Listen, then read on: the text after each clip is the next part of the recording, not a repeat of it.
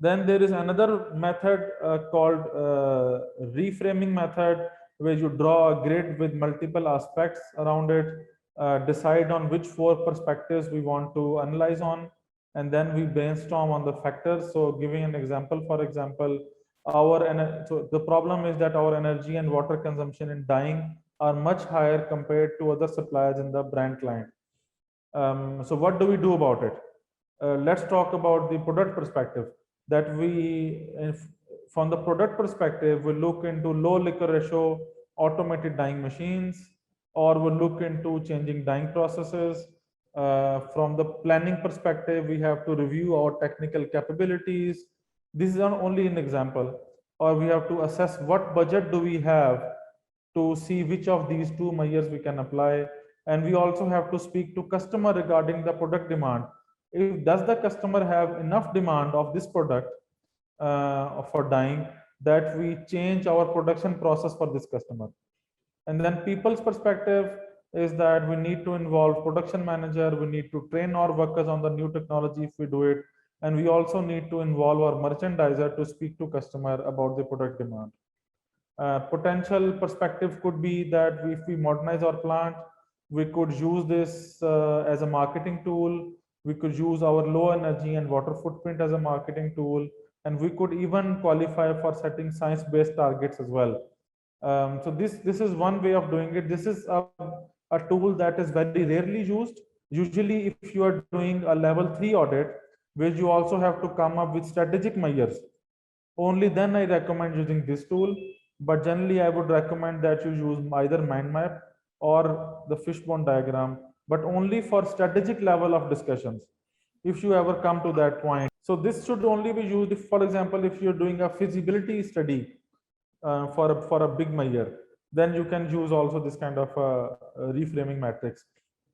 And it's not necessary that you only use these four perspectives. You can add more perspectives, or you can change the perspectives, but just a way of putting things into one diagram so that you can analyze things together. Coming to the financial evaluation, once we have done the root cause analysis and other analysis for other qualitative analysis, we usually use these basic financial evaluations like payback method, payback period, or return on investment. Sometimes people use these two alternatively for payback. I've often seen people saying that our ROI is 12 months. Actually, ROI is in terms of return on investment, is in terms of percentage. So how much total gain are we getting over the lifetime in terms of percentages? Payback period is in terms of how many periods or how many months or years or number of days will we get our investment back. So if we are investing 1000 USD, and if we have an annual saving of 750 USD, our payback period would be 16 months, because how we divide the investment by the savings, we get a value in the annual, so how many years, and then we multiply by 12, and then we can get months of payback period. Return on investment, on the other hand, is that you see the difference between gain from investment and the original investment. So for example, the gain over the lifetime was 5000 USD.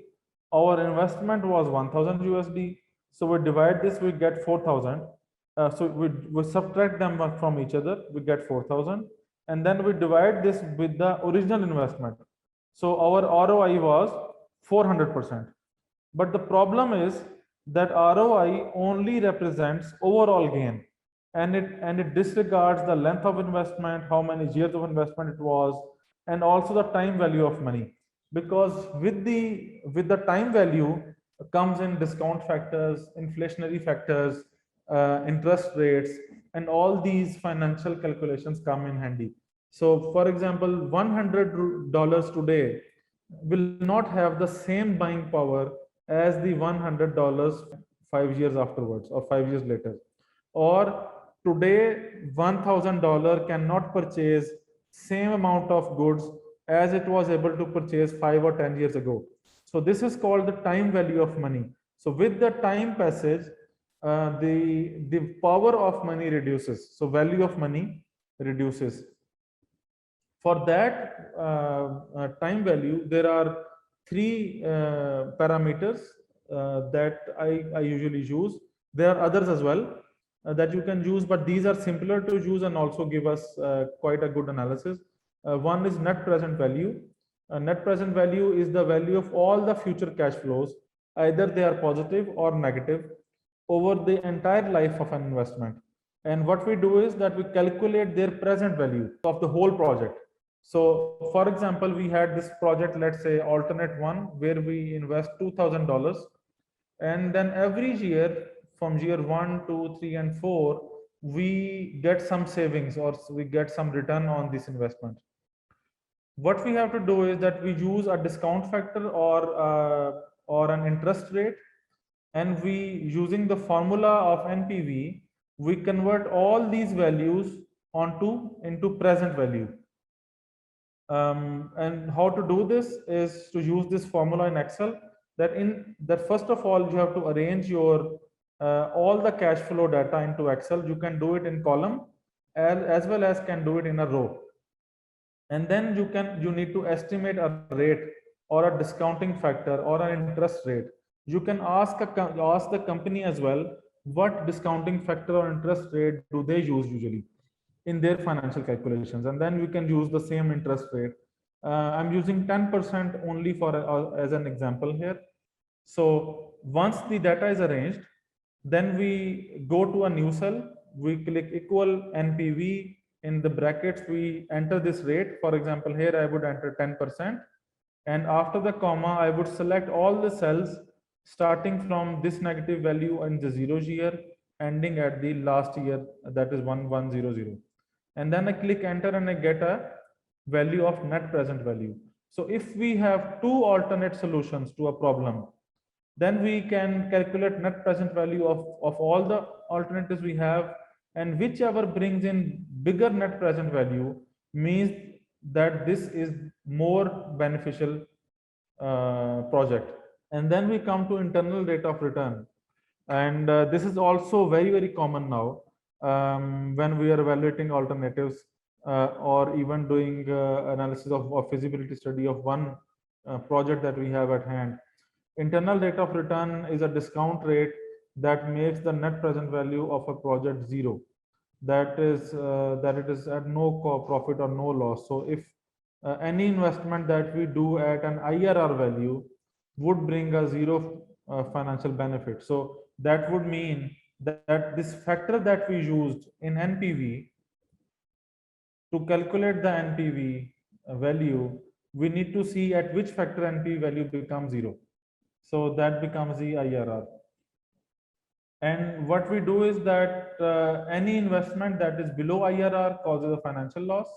Any investment that is at the IRR brings zero financial benefit. So what companies do is that they decide on their internal rate of return value based on the factors that what is the discount rate offered by the bank. For example, what would we do alternatively with this money? If we do not invest in these projects that we have at hand, but we invest in a bank for a fixed term deposit, would a fixed term deposit give us more money, more return, or would this project give us more return? So keeping that in mind, they usually decide on a minimum IRR. So this is usually 12%, 13%, or 15% value that the factories have decided that any project that has an IRR of this 15%, for example, we will not invest in it. So when we are doing an IRR analysis, we must ask the factory, what is your lowest desirable IRR? And if our project brings in IRR, let's say that their IRR is 15%, minimum IRR that they have decided, and our project is at 14.5%, that means that this project is not feasible with them. For them, this will bring them a loss. So considering that both alternatives that we are evaluating have higher IRR than the company's internal IRR, then we go with the bigger IRR value. And this is also very simple to do. We just arrange the data in Excel and put this formula equal IRR in the brackets, we select the cells right from 0 year till year 4, and after comma, we just put a guess value. Even if you don't put a guess value, this formula still works in the Excel. But if you are doing it manually, then you need the guess value to calculate the actual IRR. But in Excel, you sometimes can even skip the guess value, and it just returns to the IRR value. It's pretty simple. So this guess value is just a value that we think that IRR might be. So for example, we have this data in front of us, and we just are guessing a value. Okay, maybe the IRR would be 30%. Okay, and then you just put that value. But since in Excel, it can calculate without a guess value as well. So you just select the cells and press enter, it will still calculate the IRR value. So even if you put 30 here or 100 here or 120 here, it does not change the value. So that is one point in Excel when you're doing it. Even if you don't have a guess value, you can just ignore it. When we are calculating IRR manually, that is when the guess value becomes important. So we need a guess value, we do a calculation, then we have to draw a diagram of a cash flow diagram which shows the values, and then we see at which percentage NPV becomes zero. Okay, and that is for that we need two guess values. We need to calculate IRR twice, NPV twice, and then we can do an interpolation. So that is why guess value becomes important. But if you are doing in Excel, just ignore the guess value. The guess value is a guess of IRR that we have. So this is IRR. So you always select uh, you always choose the option which has higher IRR as the chosen alternative.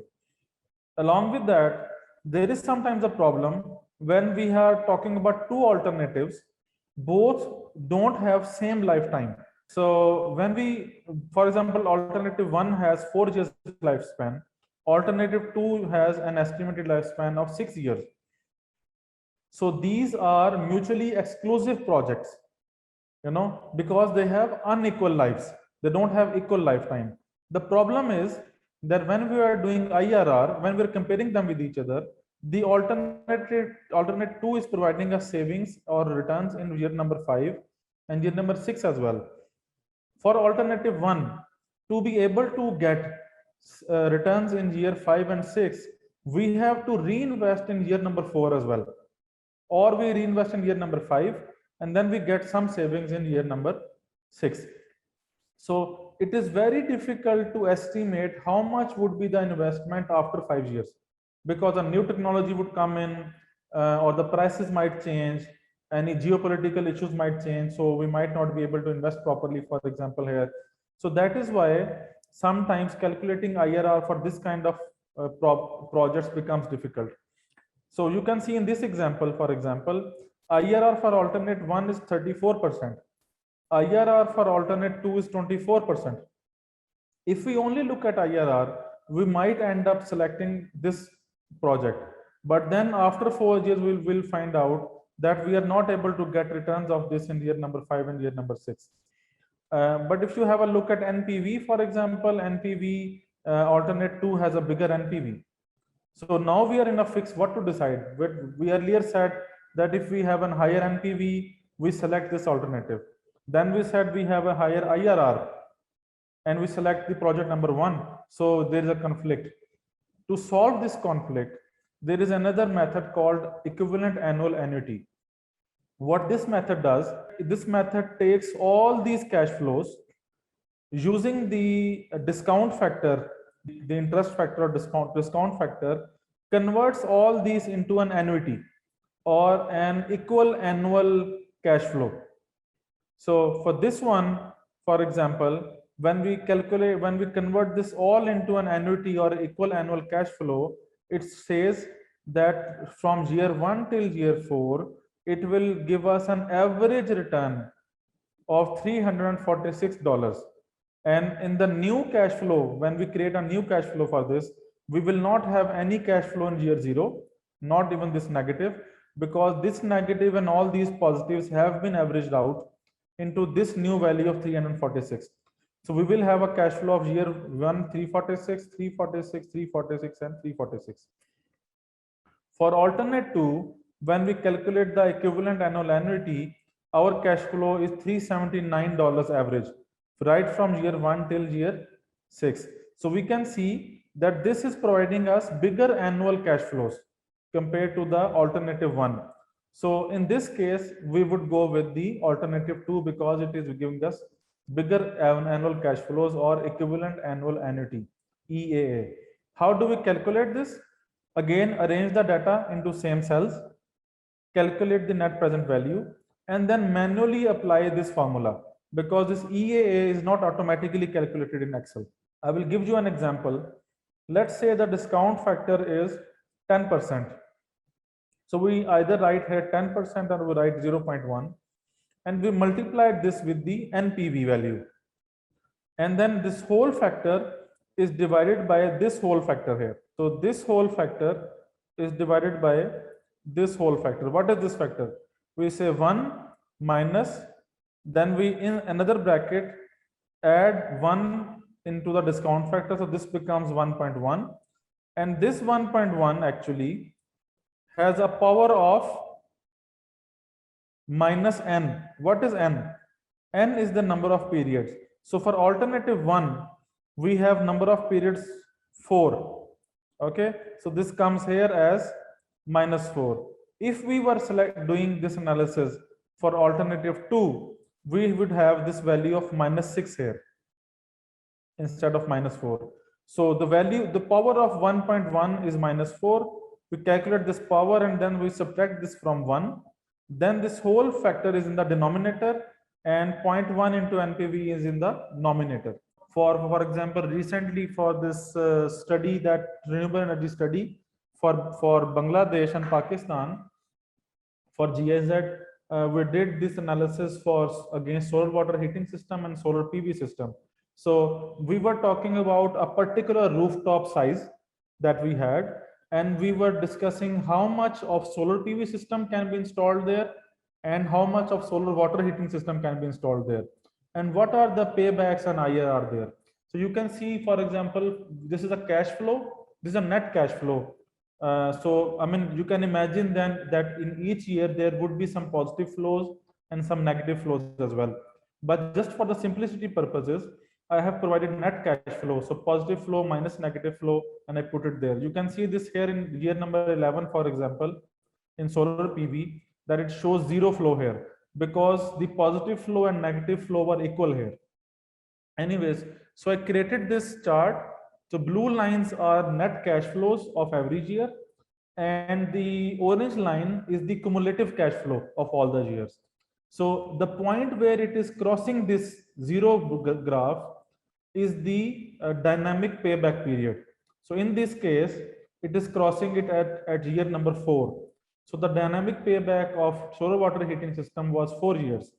Whereas for solar PV, it is crossing it at year number 8. So we know that the payback period for this is longer than the solar water heater.